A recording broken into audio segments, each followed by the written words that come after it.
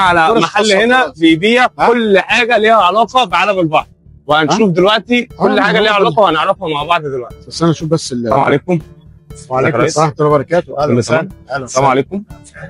بص حضرتك احنا بنلف وكنت عايز اعرف من حضرتك الحاجات اللي انت بتبيعها، يعني لو تمام يعني معاك. يا اهلا وسهلا بيك. تعالى اتفضل اتفضل. نبدا باللي بره ولا اللي جوه؟ ماشي، عايز حضرتك تبدا بره. ماشي خلينا نبدا بره. نبدا بره عشان هو عاجبه الحاجات اللي بره.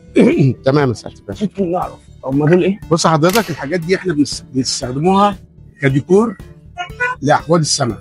تمام. وفي ناس بتاخدها كديكور للميداليات. بص حضرتك للكاميرا يعني مع الكاميرا. بيستخدموها مثلا ميداليات، بيستخدموها كزينه للفساتين. برضو ساعات الحاجات دي بتتخرم وتتعمل بتتركب في الفساتين ذات نفسها بتاعت الافراح. تمام. اما في بقيه الحاجات الصغيره دي بتعملوها الاحواض بتاعت السمك، على اساس ان ايه، يعني الاسماك بتلعب بالحاجات اللي زي كده. دي خاصه بالاحواض، يعني ده دول ده دول صح كده. وفي بعض حاجات بنبيعها اصلا زي تستخدم كديكور للهاند ميد، للهاند مثلا على ليه، زي ايه مثلا؟ كاسوره مثلا، حاجه زي كده. دي اسمها حلزوني. دول ده بيستخدم يعني ده بيستخدم كعقده؟ كعقد صدف للحريم، او تتعمل اسوره تتلبس في الايد. واخد بال حضرتك؟ ايوه.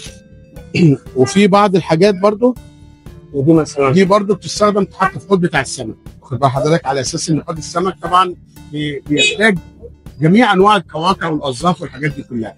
ونفس الكلام؟ نفس الكلام. طب الحاجات دي اساسها ايه؟ يعني اساسها دي اصلا بتبقى جايه الشعب من البحر الاحمر ذات نفسه. يعني حاجات كل ده جاي من الشعب من البحر الاحمر؟ كل الحاجات دي جايه من البحر الاحمر اصلا. واخد بال حضرتك؟ تمام. بس كل ده بقى يعني ممكن تستخدموا ديكورات مثلا، تستخدموا في بعض ناس ناس بتبتكر دلوقتي النظام الجديد دلوقتي، يقول لك احنا عايزين نعمل شبكه. الشبكه يروحوا جايين واخدين ايه حاجه. شبكه ايه الشبكه اللي هي بتاعت الجواز. يعني مثلا زي خاتم الصوره، حاجات من دي يحطوها جوه. يقول لك انا عايز اثنين يكونوا مطابقين لبعض. اثنين زي كده. واخد بال حضرتك؟ ايوه. يحطوا الشبكه، يحطوا الحاجات دي كلها، وبعد كده يروحوا جايين ايه مقدمينها للعريس وحاجات. ده ابتكار جديد لسه الناس مخترعينه. ايوه بس حلو والله. يعني لذيذ يعني المعتاده. طب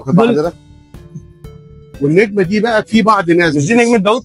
لا دي نجمه اسمها نجمه بحر، على اساس في بعض ناس بتستخدمها تتعلق على الباب كديكور، وفي بعض المطاعم بتاعت الاسماك وحاجات من دي بتشتري حته شبكه. شبكه مثلا وبتحط عليها فل وبيخش معاها النجوم دي كشيء من البحر ذات نفسه. وده طبعا الحاجات اللي زي كده دي القواقع دي ارضا اصلا بيصنعوا بيها ايه؟ بيصنعوا بيها الميداليات، تخش تصنيع الميداليات، او كديكور على الشبك ذات نفسه، بيتعمل بمسدس الشمع، بيتعلق كديكور. هو حضرتك كل الحاجه اللي عندك من البحر؟ يعني كل حاجه عندك من البحر؟ كل الحاجه اللي عندك بتصنعها في البحر، ما عدا المراكب. أيوة دي صناعه عندي مين؟ بس دي عندك ان شاء الله باذن الله حضرتك هتشوفها. تمام. واخد بال حضرتك؟ طب الحاجات دي برضو طبعا بتختلف. الحاجات دي برضو قواقع بتختلف في اسمائها وانواعها. كل نوع له اسم، كل حاجه ليها ايه؟ ليها وضع. يعني مثلا الابيض ده مثلا ده اسمه نبوح صغير. والحاجات الكبيره ودي اسمها صدفه اللي هي مجوز. صدفه مجوز على اساس انك تاخدها وتقفل. وده ده اسمه حلزوني، على اساس بيستخدم للسلاسل بتاعت الحريم زي العقد زي كده. يعني مثلا الحاجات دي كلها معموله من الحاجات دي، من الحاجه الحلزوني ده. اللي هو كل ده واخد بال حضرتك؟ والميداليات وكده. والميداليات بتصنع من ده. بتصنع من الحاجات دي. والاحمر ده ايه؟ الاحمر ده اسمه دم الاخوين، بيسموه صخر دم الاخوين، اللي هو ده اللي جاي من البحر الاحمر. ايوه ده جاي من البحر الاحمر. وهنا وده برضو كل دي قواقع واصبح بتخش تحت بند قواقع واصاف. على اساس ان فيها انواع كتيره. وكل ده بقى في حاجه اسمها بص، وفي حاجه اسمها لغز. يعني اللغز اللي هو ايه؟ اللغز اللي هو زي كده. يعني ده اللغز، ده اسمه لغز. واخد بال حضرتك؟ كل ده برضو معمول من البحر. كل دي حاجات ما حدش يعرف يصنعها، سبحان الله. متصنعه كل واحده بتيجي غير الثانيه. يعني حاجات دي متصنعه يعني من عند ربنا كده طبيعي. دي حاجات كلها طبيعيه، مش ما فيش ايد اتدخلت فيها. صعب جدا جدا تتدخل ايد في حاجه واحده بس، في النظافه. حضرتك لان دي بتيجي تطلع من البحر بيبقى فيها لحمه، فبيعدوها في ميه سخنه. الميه السخنه دي بتخلي اللحمه اللي جوه الكش تطلع اللحمه، عشان خاطر يضيع الريحه اللي فيها من مطرح اللحمه. يحطها في كلور وصابون وميه نار وحاجات عشان تجيب بالك انت ايه. ايوه على المبيع على طول. بس هي اساسا جايه من البحر.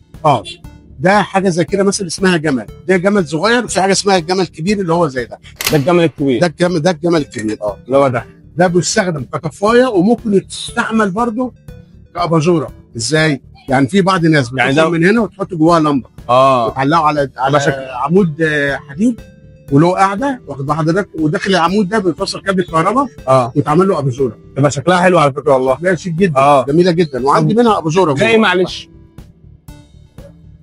ده اسمه طبق صدف، بيستخدموه بعض ناس بتستخدمه بتكسره وبتاخد الفضي اللي فيه تصنع منه الشغل قرابيس اللي هو بتاع المابوليا والحاجات زي كده، واخد بال حضرتك؟ يبقى متصنع من ده، بيتصنع من الحاجات اللي زي كده، واخد بال حضرتك؟ ودي من اغلى انواع برضو الاطباق دي. يعني الاطباق دي بتعمل كام؟ دي يعني الكيلو بتاعها بيعمل حدود 250 كيلو. طبعا الحاجات دي بعد بتختلف في اعداده. اما الحاجات اللي زي كده ده شغل ليزر بيستخدم كديكور على الحيطه، واخد بال حضرتك؟ بس ده برضه من البحر؟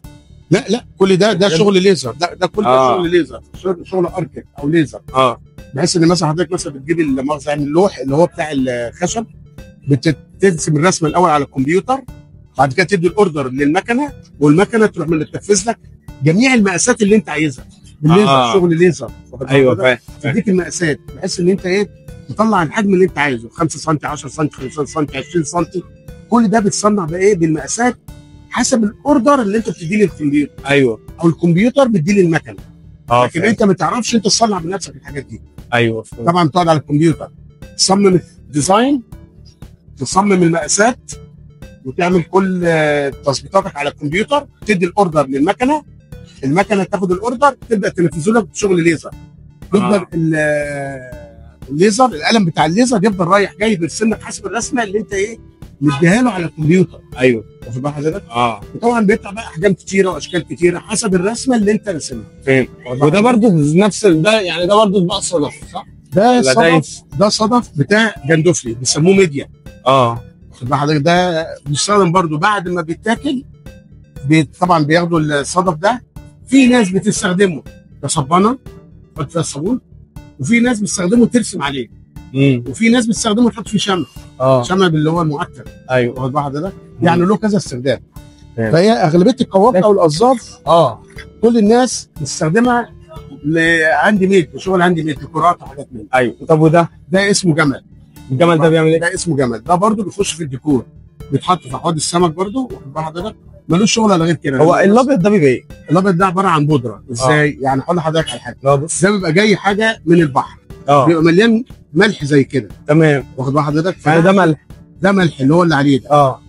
ده تكوينات على الجسم ذات نفسه بتاع البودره. فاهم. فانت عشان خاطر تلمع الجزء ده تلمع الجزء ده لازم في حاجه تجيب موتور.